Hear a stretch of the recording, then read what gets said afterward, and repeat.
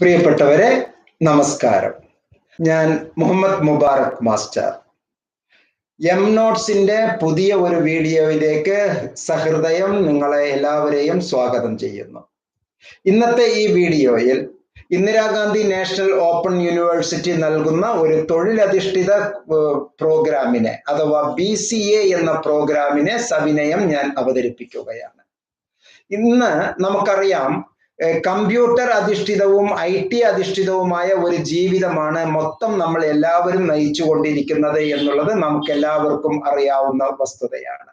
മാത്രമല്ല, ഇത് ലോകത്തിലുള്ള എല്ലാ മേഖലയിലും, എല്ലാ പഠന മേഖലയിലും കമ്പ്യൂട്ടറിന്റെ സ്വാധീനം അത്യധികം വലുതാണ്. ഏത് ബ്രാഞ്ചിൽ എടുക്കുകയാണെങ്കിലും, ഏത് മേഖലയിൽ എടുക്കുകയാണെങ്കിലും കമ്പ്യൂട്ടറിന്റെ സ്വാധീനം, IT റിലേറ്റഡ് ഇൻഫ്ലുവൻസ് നമുക്ക് വളരെ വലുതാണ് എന്ന് മനസ്സിലാക്കാം. അതുകൊണ്ട് തന്നെ പല കുട്ടികളും ചോദിക്കാറുണ്ട്, സർ +2 കഴിഞ്ഞു, ഇനി ഞാൻ എന്ത് ചെയ്യണം? നിങ്ങൾ +2വിന് ശേഷം 10ാം ക്ലാസ് കഴിഞ്ഞു 2 കൊല്ലത്തെ ഔദ്യോഗികമായിട്ടുള്ള സീനിയർ സെക്കൻഡറിയോ, ഹയർ സെക്കൻഡറിയോ, വൊക്കേഷണൽ ഹയർ സെക്കൻഡറിയോ, ടെക്നിക്കൽ ഹയർ സെക്കൻഡറിയോ, ITIയോ, പോളിടെക്നിക് 3 കൊല്ലത്തെ പോളിടെക്നിക്കോ എടുത്തതിന് ശേഷം നമുക്ക് BCA ചെയ്യാവുന്നതാണ്. MCA കാറ്റഗറിയിലുള്ള ആളുകളുടെ കുറവ് ഇപ്പോഴും കൂടുതൽ ഉള്ളത് കൊണ്ട് MSc കമ്പ്യൂട്ടർ സയൻസ്, MCA വിഭാഗത്തിലെ ആളുകളുടെ കുറവ് ഉള്ളത് കൊണ്ട് ഇപ്പോഴും BCAക്കാരെ തുടക്കക്കാർ എന്നുള്ള നിലക്ക് പല ഫേംസും യൂസ് ചെയ്യാറുണ്ട് എന്നുള്ളത് മനസ്സിലാക്കുക. എത്രയും പെട്ടെന്ന് ഒരു ജോലി എന്നുള്ള നിലക്ക് നിങ്ങൾക്ക് BCA ചെയ്തതിന് ശേഷം ഒരു നല്ലൊരു ജോലിയിൽ കയറി കിട്ടുന്ന ശമ്പളത്തിൽ നിങ്ങൾ 3 കൊല്ലം 5 കൊല്ലം ഹാൻഡ്സ് ഓൺ ട്രെയിനിങ് എക്സ്പീരിയൻസ് എന്നുള്ള നിലക്ക് അത് കഴിഞ്ഞ് അതിനോടൊപ്പം തന്നെ MCA പ്രോഗ്രാം ഇഗ്നോയിലൂടെ നിങ്ങൾക്ക് ചെയ്യുമ്പോൾ ഓഫ് ഡേയ്സിൽ MCA ക്ലാസ്സിന് അറ്റൻഡ് ചെയ്ത് നിങ്ങളുടെ വർഷങ്ങൾ മുഴുവനും മുന്നോട്ട് കൊണ്ടുപോകാം. അപ്പൊ എത്രയും പെട്ടെന്ന് ഒരു തൊഴിൽ എന്നുള്ളതിന് ഏറ്റവും നല്ല തൊഴിൽ സാധ്യതയുള്ള ഒരു പ്രോഗ്രാമാണ് BCA എന്നുള്ളത് ഓർക്കുക. എവിടെയൊക്കെയാണ് ഇവിടെ നമുക്ക് സാധ്യതകൾ ഉള്ളത്?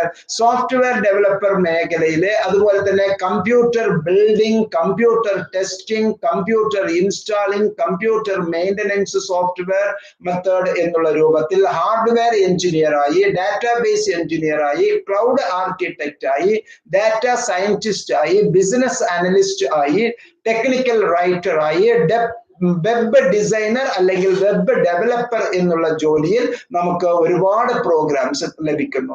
BCA കഴിഞ്ഞിട്ടും MCA കഴിഞ്ഞിട്ടും ഉള്ളവർക്ക് ഇഗ്നോ തന്നെ ക്യാമ്പസ് സെലക്ഷൻസ് നടത്തുന്നു എന്നുള്ളതും അതിലെ ഏറ്റവും വലിയ പ്രത്യേകതയാണ്.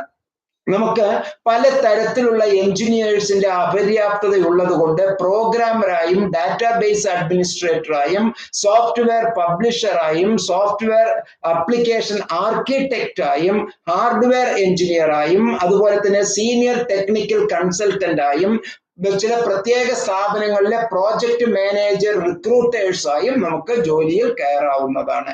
ഇതില് ഇന്ത്യയിലെ ഏറ്റവും പ്രശസ്തമായ ചില സ്ഥാപനങ്ങൾ ഇവരെ നേരിട്ട് ഹയർ ചെയ്യുന്നു എന്നുള്ളത് ഏറ്റവും രസകരമായിട്ടുള്ള ഒരു ഇൻഫർമേഷൻ ആണ്. നമുക്കറിയാം, ജൈജാന്റിക് സ്ഥാപനങ്ങളായിട്ടുള്ള IT related institutions NTPC, GAIL, BHEL, Infosys, Wipro, TCS, Cognizant, IBM, American Express, HCL, HP, Sintel, ടെൻസ് എന്ന് പറയുന്ന ഒരുപാട് സ്ഥാപനങ്ങൾ കുട്ടികളെ പൊതുവെ ഹയർ ചെയ്യാറുണ്ട് എന്നുള്ളത് മനസ്സിലാക്കുക.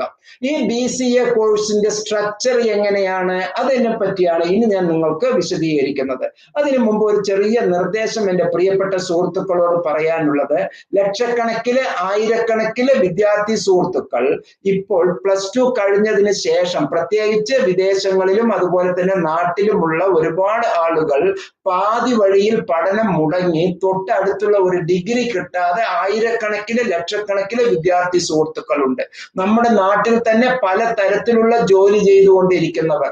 ഒരു പ്രൊമോഷന് കിട്ടാൻ അവർക്ക് നിർബന്ധമായും ഒരു ഡിഗ്രി ആവശ്യമുണ്ട്. ഹയർ ക്വാളിഫിക്കേഷൻസ്, സീനിയോറിറ്റി കയ്യിൽ ഉണ്ട്. ആ ഒരു ഇൻസ്റ്റിറ്റ്യൂഷനിലെ സീനിയോറിറ്റിന്റെ പ്രാക്ടിക്കൽ ആയിട്ടുള്ള കുറെ അനുഭവങ്ങളുണ്ട്. പക്ഷെ പ്രോപ്പർ ഡിഗ്രി ഇല്ല. അങ്ങനെയുള്ളവർക്കെല്ലാം ഏറ്റവും ഗുണപ്രദമാകുന്ന ഈ പ്രോഗ്രാം എന്ന് എന്ന് മനസ്സിലാക്കുക. If you are a +2 student, +2 candidate or vocational higher secondary, that means that level, senior secondary level, higher secondary ലെവലിലുള്ള ആർക്കും ഈ പ്രോഗ്രാമിനെ അച്ചീവ് ചെയ്യാവുന്നതാണ്. 6 സെമസ്റ്ററിലൂടെ മൊത്തം 99 ക്രെഡിറ്റിലൂടെയാണ് ഇഗ്നോ നമുക്ക് ഈ പ്രോഗ്രാം നൽകുന്നത്. അതിന്റെ ചില പ്രോഗ്രാംസ് 4 ക്രെഡിറ്റിന്, ചില കോഴ്സ് 4 ക്രെഡിറ്റ്, ചില കോഴ്സ് 3 ക്രെഡിറ്റ്, ചില course 2 credit, computer lab 1 credit, അതുപോലെ തന്നെ 8 ക്രെഡിറ്റിന്റെ ഒരു പ്രോജക്റ്റ്. അതാണ് ഇതിന്റെ സ്ട്രക്ചർ. ഫസ്റ്റ് സെമസ്റ്ററിൽ ഏതൊക്കെ കോഴ്സ് അഥവാ പേപ്പേഴ്സ് ആണ് എന്ന് ഞാൻ പറഞ്ഞു തരാം. ഫസ്റ്റ് സെമസ്റ്ററിലെ foundation course in English, business organization, computer basics and PC software, mathematics, computer basic and PC software lab 2 ക്രെഡിറ്റിന്റെ. അതുപോലെ തന്നെ സെക്കൻഡ് സെമസ്റ്ററിലെ accountancy 1, problem solving and programming, computer organisation and assembly language programming, communication skills, discrete mathematics, C language programming lab 1 credit, assembly language programming lab 1 credit. അങ്ങനെ second semester.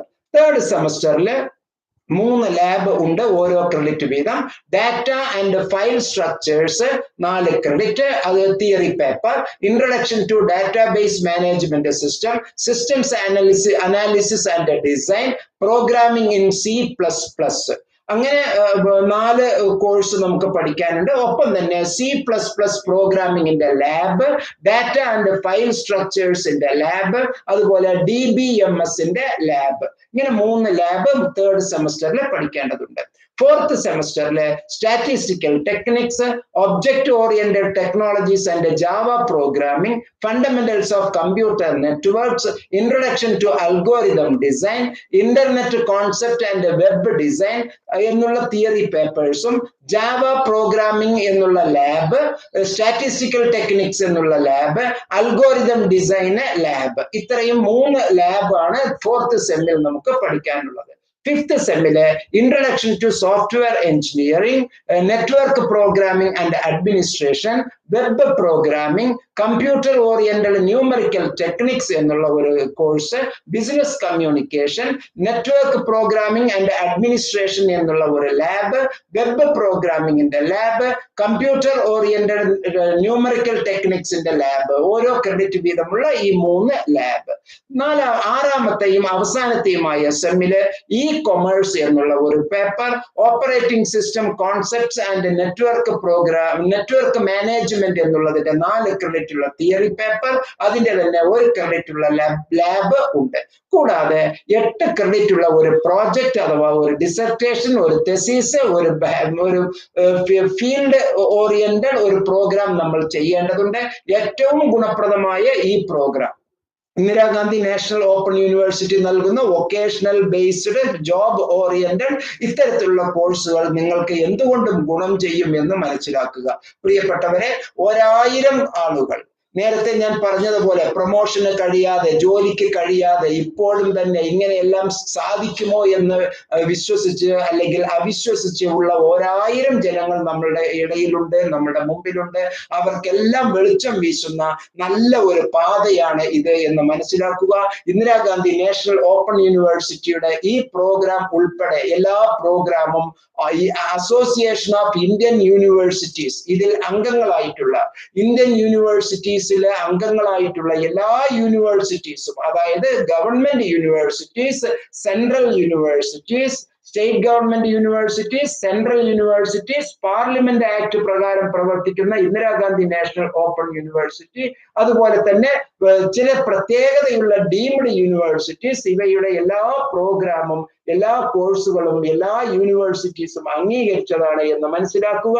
ഇഗ്നോയിലെ BCA കഴിഞ്ഞതിന് ശേഷം മനോഹരമായ ജോലിക്ക് നിങ്ങൾക്ക് പോയി ആ ജോലിയോടൊപ്പം തന്നെ BCA കഴിഞ്ഞ് MCA പ്രോഗ്രാം എടുത്ത് PhD ലെവലിൽ നിങ്ങൾക്ക് എഞ്ചിനീയറിംഗിന് പോകാം. അതുപോലെ തന്നെ കമ്പ്യൂട്ടർ ആപ്ലിക്കേഷൻ പ്രോഗ്രാമിന് പോകാം, കമ്പ്യൂട്ടർ സയൻസിന് പ്രോഗ്രാമിന് പോകാം എന്നുള്ള സന്തോഷ വാർത്ത നിങ്ങളെ അറിയിക്കുന്നു.